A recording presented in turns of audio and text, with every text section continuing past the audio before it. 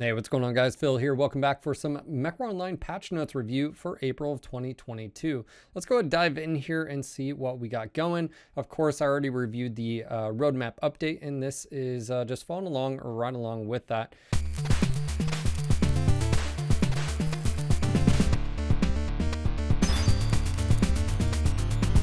Just a friendly reminder, we have a sale going on over at our store. If you didn't know, a link will be down below. 10% off all orders over $10 for the entire month of April.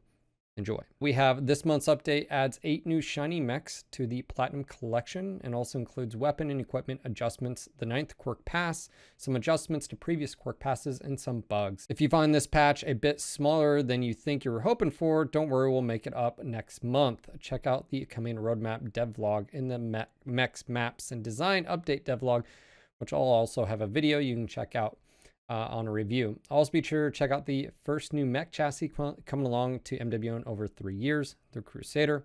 As with everything, these updates are subject to further balance changes in the future, especially as more variables are brought into the equation with future updates and changes. The first thing they have is the Platinum Collection.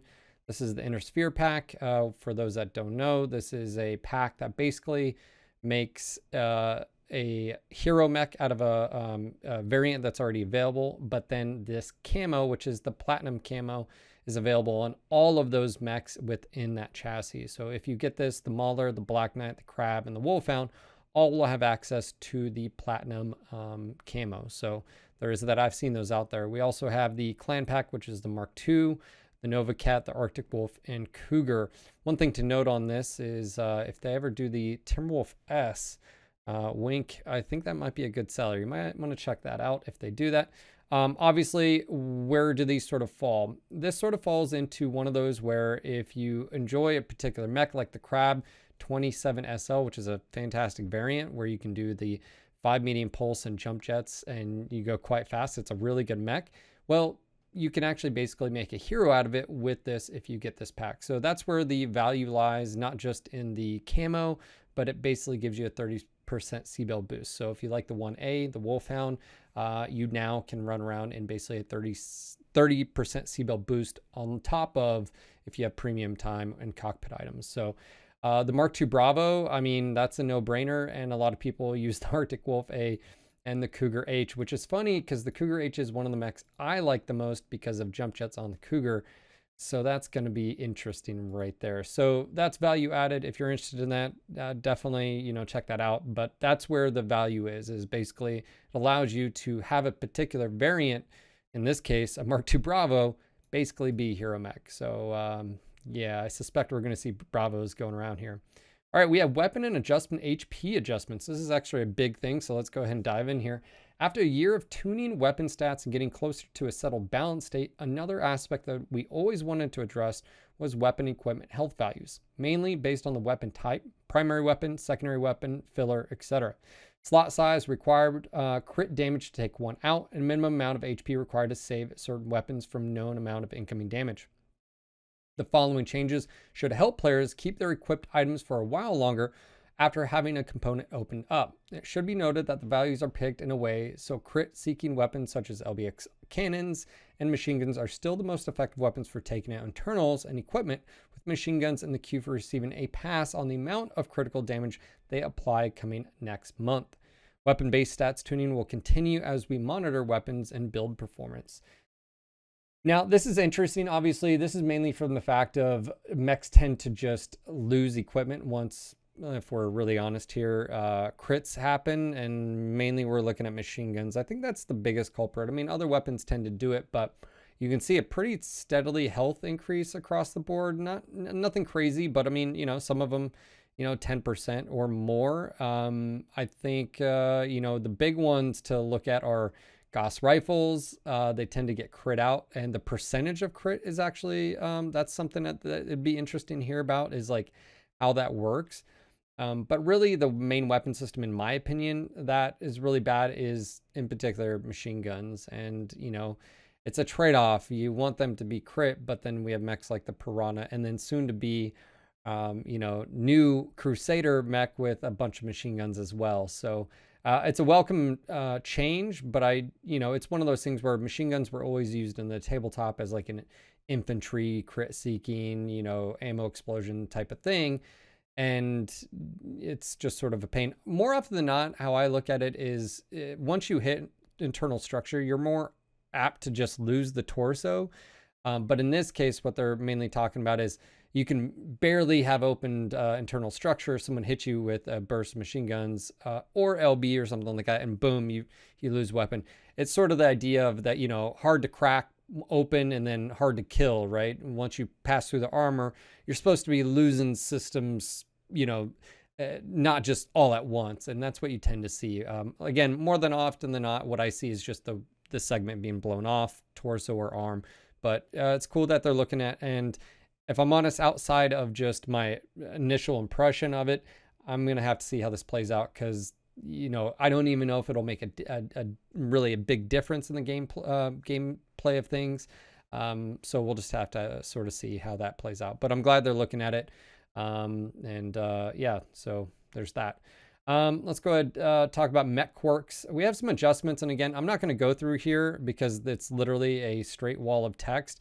But there are some mechs that are getting brand new quirks, and these are adjustments here.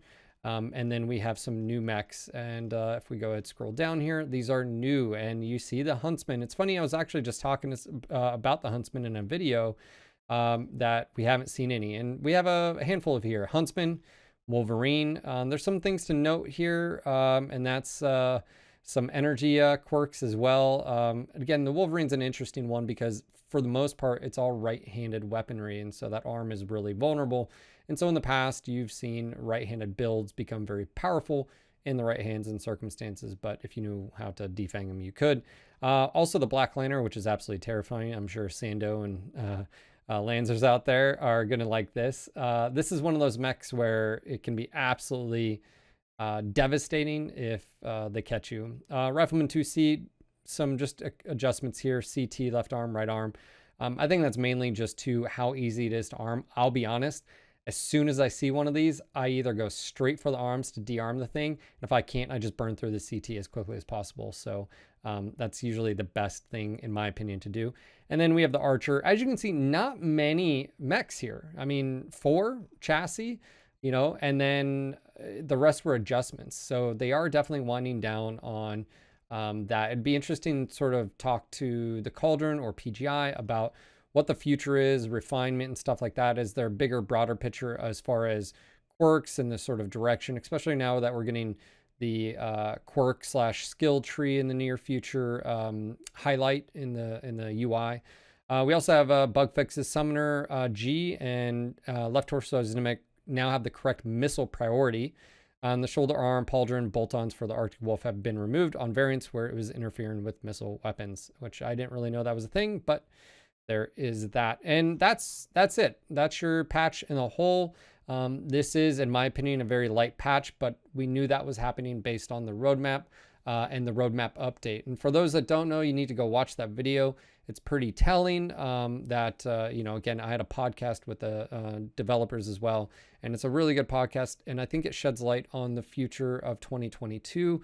Obviously, we got stuff like event, you know, queue. We've got the removal of Solaris, which is sort of funny because I feel like this, again, the branding of MWO Solaris, you know, will be going away either in May or June or something like that. We don't know exactly, or maybe in the devlog that one will get a better understanding.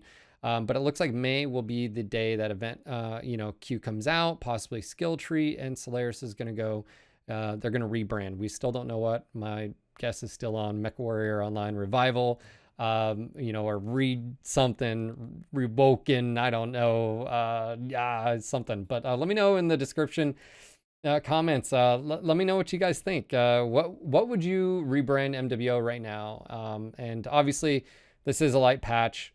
I was expecting it, but yeah. So that's it for the patch notes. I'm going to go and you know, take a look at that devlog 2 with the maps and mechs and stuff like that, and I'll do a review of that. So again, let me know. Are you guys excited for the platinum mechs? I feel like that's a highlight here, and you know, I don't do any type of is it worth a buy or should you buy videos But I did say these packs, albeit not all of them are going to be enticing to everyone. The first platinum pack, it was not my cup of tea.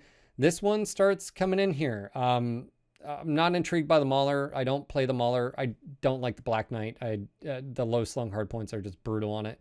But the Crab and the Wolfhound are pretty good value there. I mean, both laser boats. And then Clan Pack. Mark II Bravo being basically a hero now. The Nova Cat. You see a lot of Nova Cats out there with missile.